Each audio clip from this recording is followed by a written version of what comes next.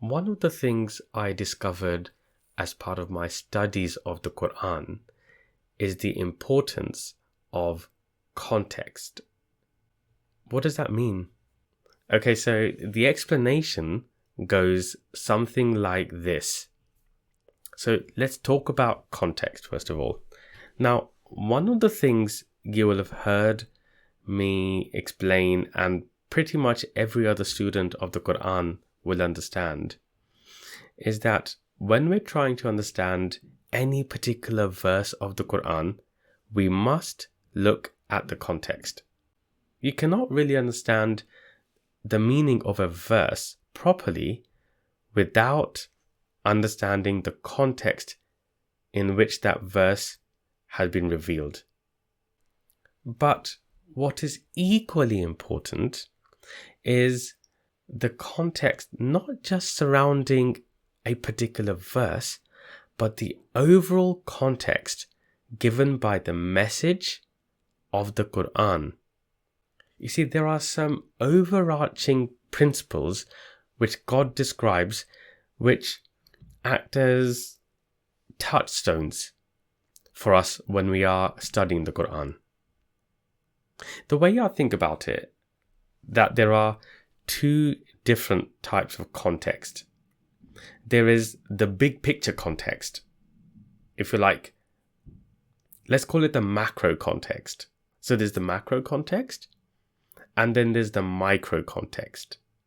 And the macro context, they represent the pillars on which the message of the Qur'an, the guidance from our God, is built. So let me give you an example. So when God says in chapter 17, verse 70, وَلَقَدْ كَرَّمْنَا بَنِي آدَمَ, we have conferred dignity on every person. That is a macro context. What God is telling us is that every single person, every individual must be given respect and dignity because they have been created as such by God. And once we understand that basic macro context, so many other things become clear to us. For example, when we start to consider matters relating to discrimination, racism, the rights and obligations of men and women, husbands and wives, how we should deal with other people who do not share the same faith as us. That basic macro principle helps us to understand the guidance and the instructions of God that relate to the treatment of humans, individuals. And understanding the macro picture, the macro context, is really important.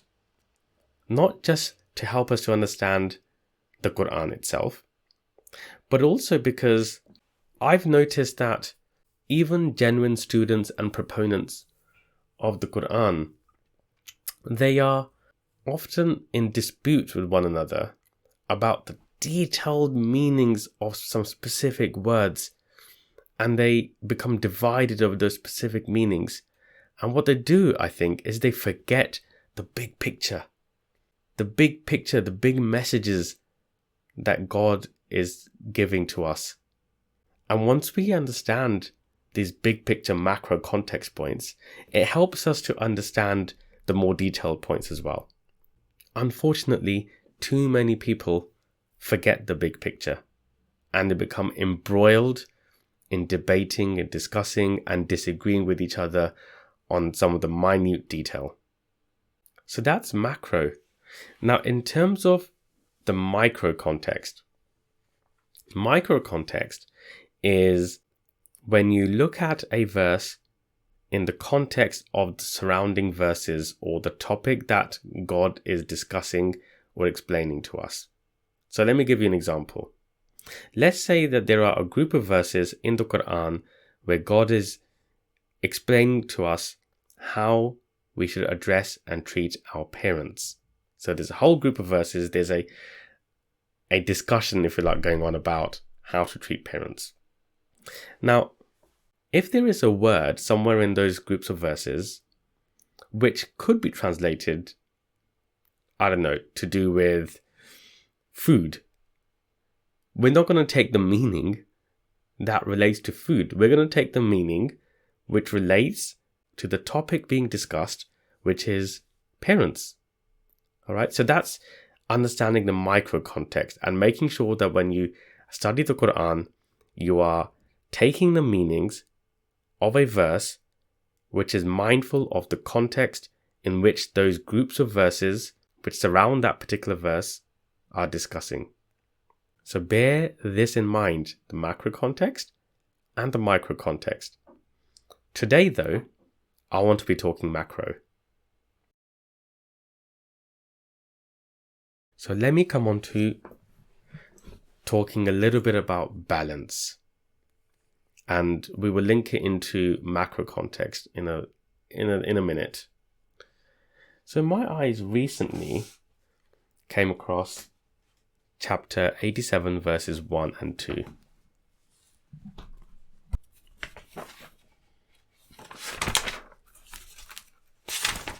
Sabbih isma rabbikal a'la allazi khalaqa fasawwa. The first verse here, Sabbih isma rabbikal a'la. Extol the limitless glory of thy sustainer''s name, the all-highest. But it's the second verse that I want to focus on. Allazi khalaqa fasawwa. Who creates and proportions. This is such a small verse, but it is so important. Now most people will read this and just move on. This very small verse. But you know, the real fun happens when you stop and ponder. That's when the real fun happens. And that's when the real growth happens within us. When we stop and ponder. And this verse is definitely worth pondering over. So this word, fasawwa, is made up of the root letters Sin, Waw, Ya. And what this means is something balanced, something equal, proportioned and level. Okay, balanced, leveled, proportioned, equal. So God is saying that He has created everything which is balanced. Everything has been created in balance. And when I started to think about this, it really opened my mind. Think about it. Think about the entire universe. Think about all the spatial entities, the planets, the stars. Everything is working in perfect balance. Everything is working in harmony with each other. Their energies combining to make the universe sustainable. There is a perfect pattern to what is happening out there. And then when you come a bit closer, look at the earth. Everything on earth, again, is completely balanced and in harmony. Look at nature, the way biology, geology, chemistry, physics, everything combines to create the system in which we are living. And everything is being nurtured and nourished within that perfectly harmonious set of forces. Our own living is dependent on and driven by the balance that exists between the environment, the animals, the vegetation. Can you see how everything is balanced? Everything has to work perfectly together to maintain this perfect balance and a sustainable life within this universe. Everything that I mentioned here, the environment, the vegetation, the animals, they combine, for example, to produce the food that we eat. It nourishes us. This earth feeds us because of this balance. Everything comes from the earth. And even look at the ocean, the ecosystem within the ocean itself. There's a perfect balance being maintained in the ocean through its food chain. And what's even more fascinating is how the ocean serves us. Our own well-being is connected to the ocean. For example, through the role of the ocean in absorbing huge amounts of carbon from the atmosphere. which a lot of people don't even realize. If we destroy the food chain of the ocean, which is happening by the way, if we continue to pollute the ocean, which is happening by the way, we are so connected with the ocean that if the ocean perishes, the life of the ocean perishes, then so will we. That's the balance between the ocean and us. That's the connection between the ocean and us. When I think about this, I think closer to home.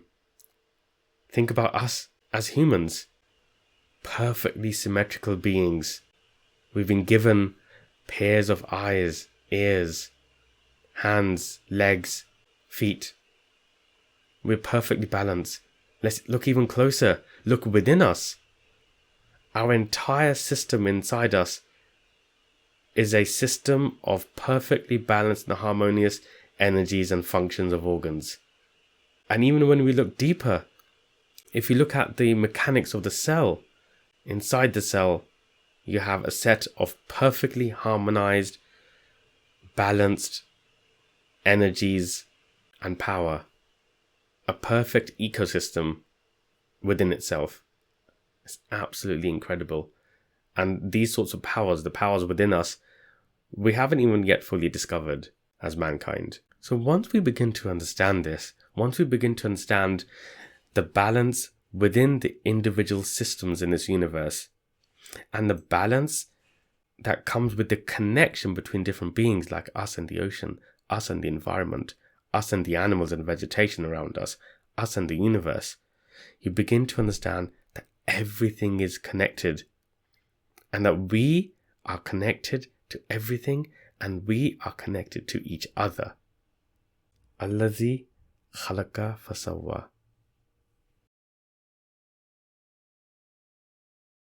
Okay, now let's think about macro context.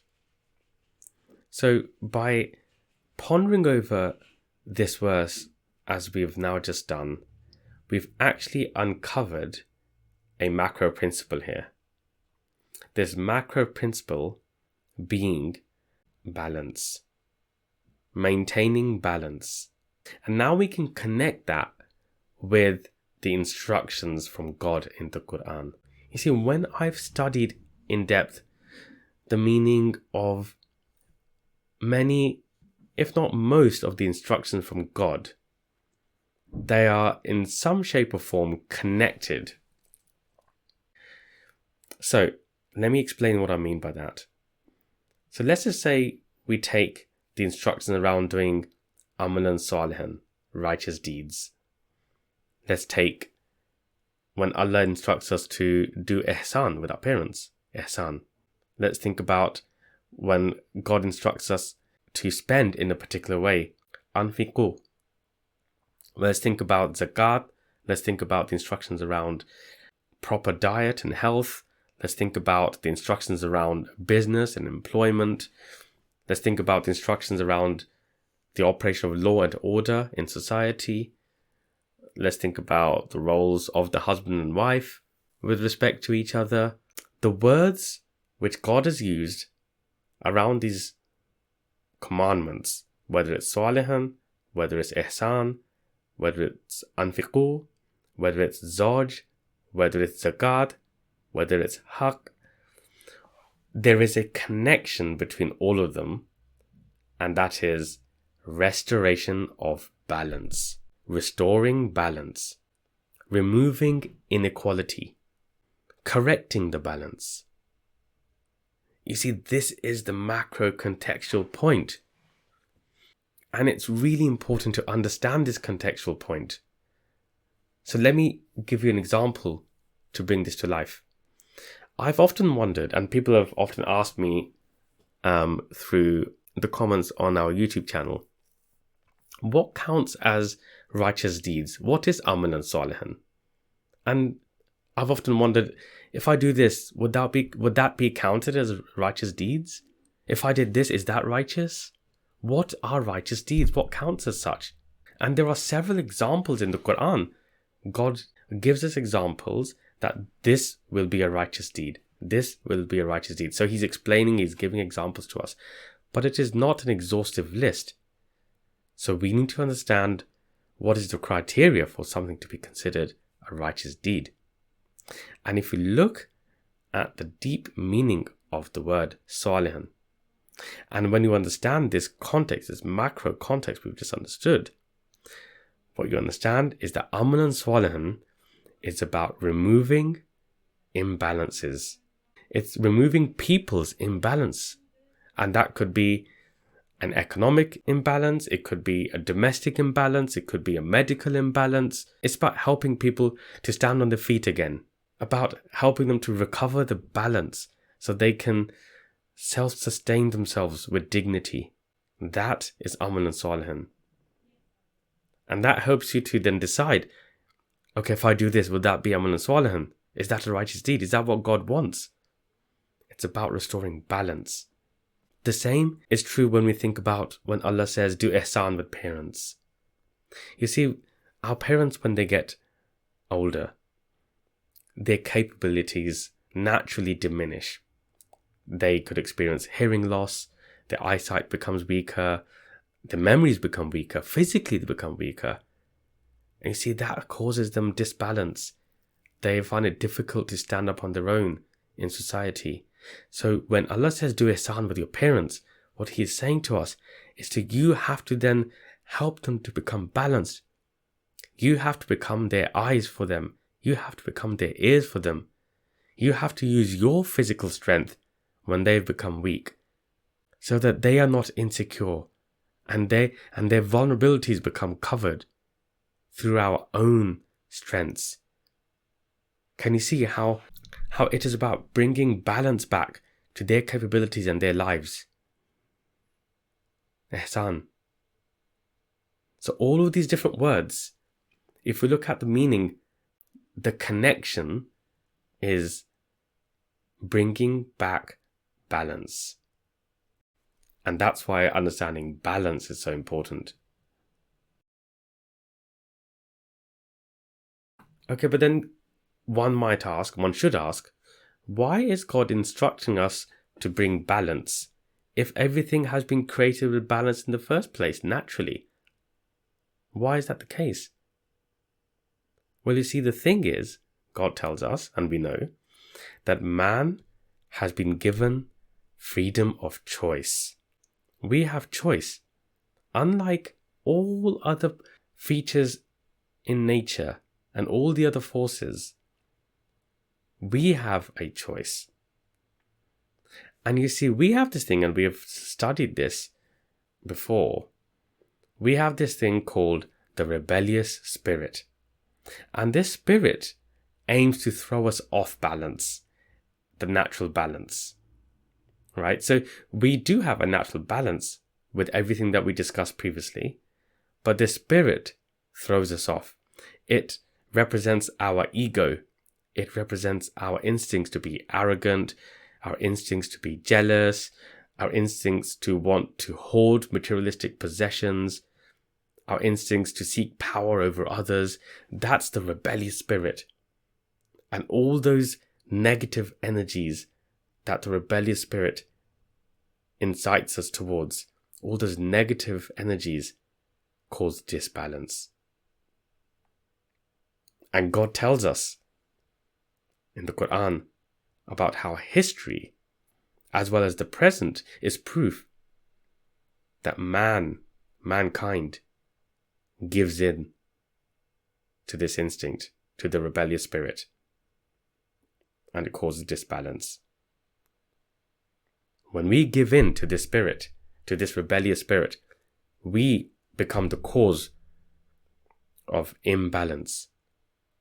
And think about it. This imbalance can be seen all around us. Consider, for example, the divide between the rich and the poor. This vast inequality, such that on the one hand, you have these super rich individuals who don't know what to do with their wealth, they have so much. And on the other hand, you have the poor, the young children dying due to malnourishment, starvation, disease, before even having had a chance to do something with their lives. The indignity of mankind. Another macro principle, remember?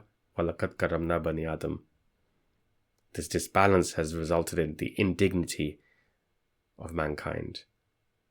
Consider the wars, the physical wars, the cyber wars, the political wars. They are all designed to grab, to capture, to rule, and maintain power over people and resources which are produced by this earth, to create this disbalance between the powerful and the powerless.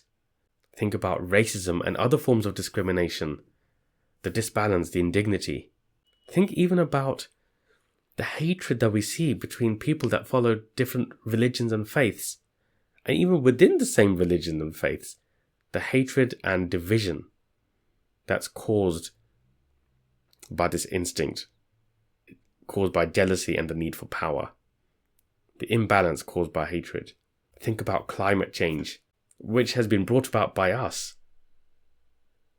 whether it's through the Industrial Revolution which took place, the tearing down of rainforests, the likely extinction of species in the oceans that we are causing, which are crucial to the balance of our climate. All of these things, we are destroying these things. We are destroying the balance. Climate change is a disbalance caused by mankind. And these are just some of the examples of the damage that mankind has done because of the way it has chosen to use its freedom. This damage that we've done to harmony. And this, by the way, in the Qur'an is referred to as fasad. And if you look at Surah Al-Baqarah, chapter 2, verse 11,